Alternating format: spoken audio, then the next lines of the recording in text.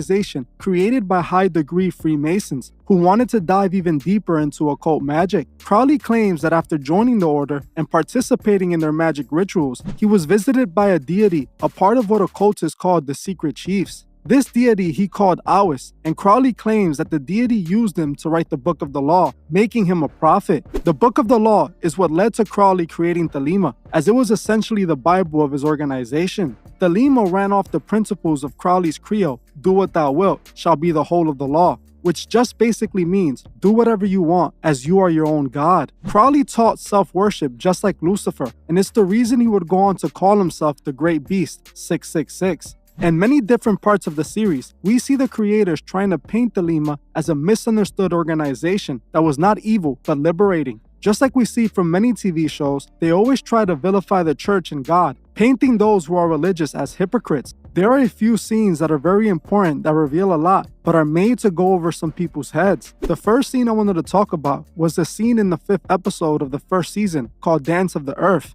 In this episode, Jack and his neighbor, who introduced Jack into the occult, go on a camping trip together.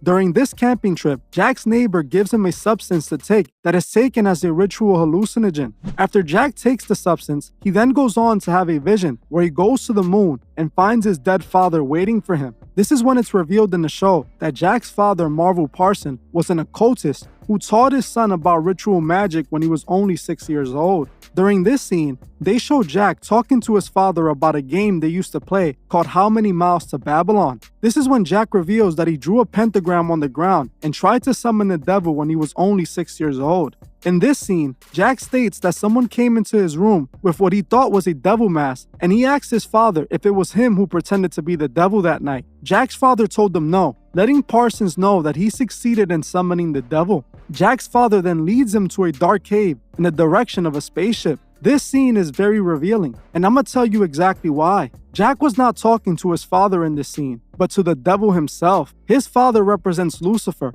and in this scene, we see Lucifer lead Jack to the spaceship. Jack Parson literally sold his soul to the devil to be able to develop the rocket ship. When Jack and his neighbor took the substance, they did it for ritual purposes in order to be able to interact with the spirit world. Jack got the idea of the spaceship directly from his visions. Throughout the show, we see just how Jack uses Thelema to achieve his goals of space travel. I believe this is one of the most important scenes in the show itself because it depicts Jack using the occult to come up with the idea of the spaceship itself. When he took this substance, it took him to a place that allowed him to see the spaceship. It took him to the place where he had this conversation with his father, who was truly the devil. And that right there should let people know that a lot of the things that these occultists come up with, they tell us themselves. They come up with it in a dream or it comes to them in a vision. If you remember a few episodes back, we spoke about how Denzel Washington allows the spirits to enter him to be able to act out some of the scenes that he acts out. It's definitely a very important point. That scene on the moon, extremely important. It solidified his belief in the occult, in that he can achieve all his dreams if he just follows the cult and their beliefs. And Crowley's whole thing about will, he can will it into existence. And you hear that theme expressed over and over and over again throughout the entire show. This particular scene just shows you, because he has this dream, he's on this substance, he's talking to the devil, and all of a sudden his question that he's been pounding his head over is answered: the design for a rocket. I don't think it necessarily was a dream, but definitely a vision. And the way that he expresses having this vision seems very similar to how Aleister Crowley claims that he had the vision to come up with the Book of the Law and how he created Thelema. There's another part in the show later on where Crowley himself asks for Jack Parsons, like he summons Jack Parsons, and that lets you know right there that these people are interconnected. And we see how Jack Parsons ends up being this very important person in life. He is still remembered for his achievements, and not a lot of people know that he was actually within the occult. I'm pretty sure many of you didn't even know that the person that worked on the spaceship, that developed the first spaceship and the idea of the spaceship, was an occultist. It's also interesting to note that the whole space travel thing, I've covered the moon landing previously, and we saw how the Freemasons claim to have actually sent the Freemason flag to the moon with an occultist, a Freemason member, who traveled on the first ship. Hi, I'm Joshua Poole, Museum Curator here at the Scottish Rite House of the Temple in Washington, D.C. Today it is my pleasure to be able to speak to you about the Scottish Rite flag that went to the moon in 1969. Knowing that Buzz Aldrin would be taking part in the Apollo 11 mission, the Supreme Council thought it would be nice if he could take something Masonic with him to infinity and beyond, because he was going where no man, or Mason for that matter, had ever gone before. See what I did there? The Supreme Council felt that a flag that represented the Supreme Council and Freemasonry in general would do the job. So the flag was hand-sewn by Inga Baum, who was the librarian of the Supreme Council in 1969. The flag itself is white silk. It is edged by a band of gold and embroidered with the words, the Supreme Council, 33rd degree, Southern Jurisdiction, USA, the Southern Jurisdiction motto, Deus me umque jus, the double-headed eagle, the crown of the 33rd degree, the insignia of the Grand Commander, and the insignia of a Master Mason. After the Apollo 11 mission on September 16, 1969, Buzz Aldrin visited the House of the Temple in Washington, D.C. and presented the flag to Grand Commander Luther Smith. Since then, the flag has remained in the custody of the House of the Temple's Archives and Museum Department. In an article about the Buzz Aldrin flag in the December 1969 issue of the New Age magazine, the historical significance of the Apollo 11 mission and its meaning for Masonry were discussed. So, does the landing on the moon have anything to do with Masonry? I think this article put it nicely by ending with this quote: "When man reaches new worlds, Masonry will be there." This flag's presence during the historic lunar expedition symbolizes Masonry's universal appeal. Masonry has been at the forefront of progress and human enlightenment since its beginnings, and will continue to be. This flag serves as a reminder of this. So, Masonry will always be there and will continue to boldly go where no man has gone before. This is not a coincidence. To me, it's all connected. The person who developed the groundwork of space travel, who was a very important pioneer when it comes to space travel, happens to be an occultist. And then the Masons, years later, claim to have actually sent the Mason to the moon. It's extremely interesting and disturbing. Like you said, this man, he laid the groundwork. He did all this stuff that made rocket science and actual science that was taken serious, laid the groundwork for rocket ships that end up sending people to space and so on and so forth. But here are the Masons first in line to get someone out there and plant their flag, per se. Mentioning too, that the fact that Crowley wanted Parsons as his protege, as his pupil, to me makes sense by the way he was depicted by many. Many depicted him as very charismatic, and he was able to convince people to do things. Throughout the show, you see the recurring theme of him always getting people to do what he wants. He wills the things he wants into existence. So I think a big reason why Crowley picked him to be that pupil was because of the charisma. You see later on in the show, he's able to convince his wife, who was religious and was afraid of everything he was doing, he's able to convince her to join the cult along with him and become a devout follower. It's interesting to see because they paint Jack Parsons as a hero in the show. That's what he really seems like to be. Like, if you're an outsider and you don't know anything about the occult and you don't know anything about Jack Parsons, you turn the TV on, you watch, you might be disturbed or confused by the occultism, but you still end up liking Jack Parsons' character. Because like you said, they paint them as charismatic, they paint them as a go-getter, as someone that takes risk and make things happen, and that's all of the things that people praise. But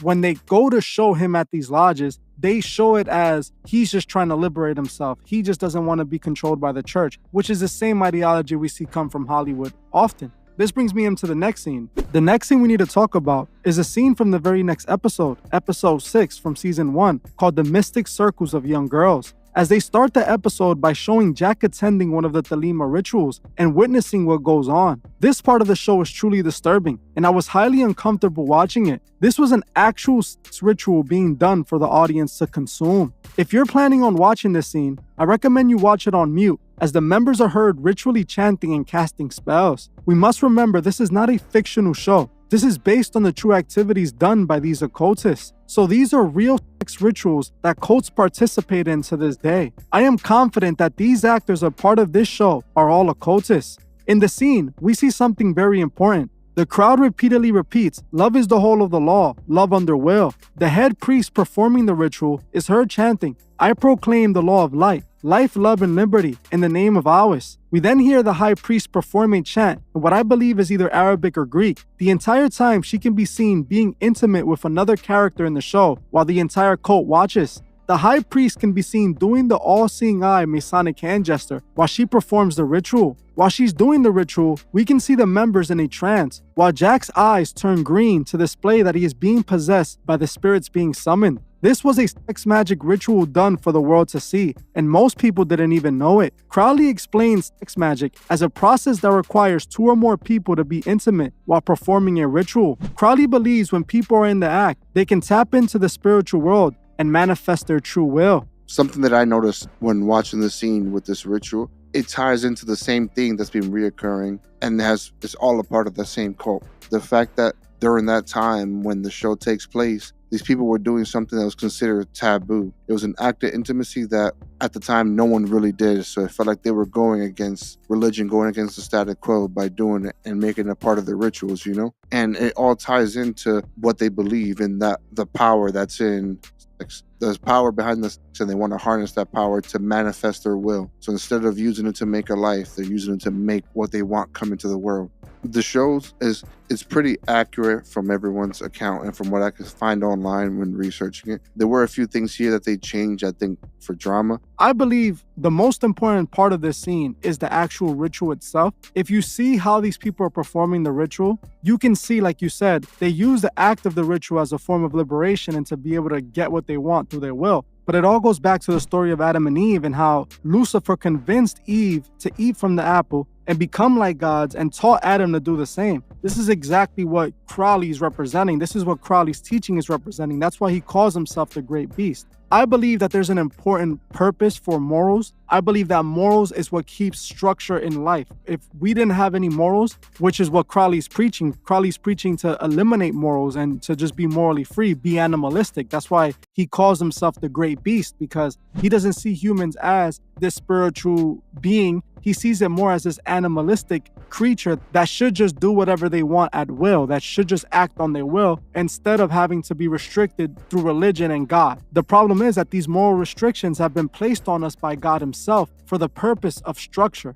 If we have no morals, there would be chaos and destruction. That's all there would be. Love is the law, like Crowley repeats over and over again, just represents that as long as you do it for your love, for what you want. That's what he means by that. He is legitimately telling his people, do what you want as long as you want to do it, as long as you love for it, as long as you willed it. It doesn't matter if it sacrifices the rest or harms the rest or destroys the rest, as long as you get what you want. And that's what being your own God represents, when you put yourself at a higher pedestal than everybody else, when you feel that you're more important or that you're better. You brought up Adam and Eve and how Eve was seduced to eating the apple by Lucifer. It all boils down to God giving us the will to do what we want to do. I feel like Jack Parsons and the rest of the occultists, Crowley and everyone, they just sit here and guide people in the wrong direction. So kind of like on this channel where we try to help spread the truth so that people can make their own decision, but make an informed decision. I feel like they were doing that, but in a way to influence people the wrong way. Yeah, they were trying to lead people towards Lucifer's belief of self-worship and being your own God. And that could be part of the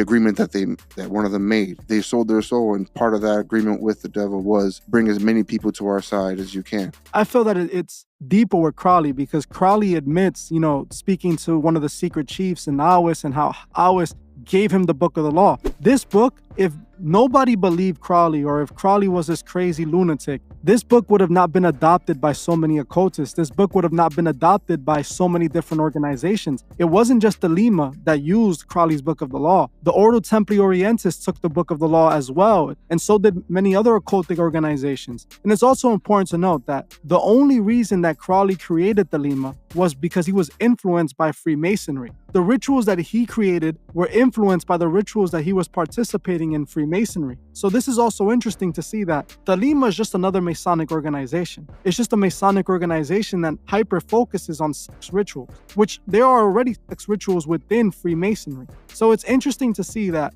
they try to paint this entire thing as these people were just trying to be free and trying to be liberated, when in all honesty, they were trying to bring in the Aeon of Horus, which literally is a world where morals no longer exist. But let's move on now. The next scene I wanted to talk about was a scene from the 10th episode of the first season called The Sacrificial Dance. In one of the scenes from this episode, they show the initiation ritual being done by Jack Parsons' wife. They show his wife being blindfolded and then walked by the head of the cult to a bed altar that they surrounded by candles. They then give the woman a drink out of a chalice, while he tells her, "Do what thou wilt shall be the whole of the law, and there is no law beyond do what thou wilt." At the same time, a woman is walking in a circle around her, chanting in Arabic, Omani. She is then told to count down from the number 93, which he called the value ascribed to love and will, which he stated is the cornerstones to their fate. She then starts to count down as the woman continues to walk in circles around her, dropping salt, creating a spiritual circle. During the ritual, the cult leader can be seen talking about manifestation and having whatever she wills.